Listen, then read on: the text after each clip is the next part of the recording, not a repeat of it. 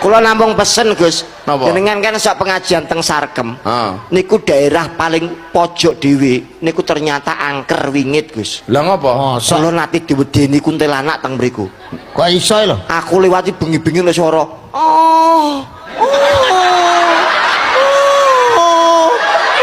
Melayu kula Gus. Saestu niku.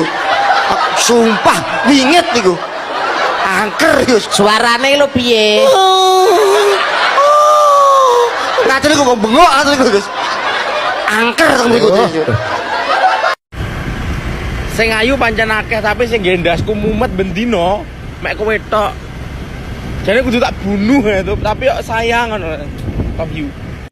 Klambi bolong disrodok badak bojone uwong ojo digendak mangan rujak ora krasa senajan penak iku ngono dosa senajan penak iku ngono dosa nggawa kayu pinggir sumur najan ayu mbok yo aja ngawur anak limo beda bapak ndang lereno mesakne bojone ndang lereno mesakne bojone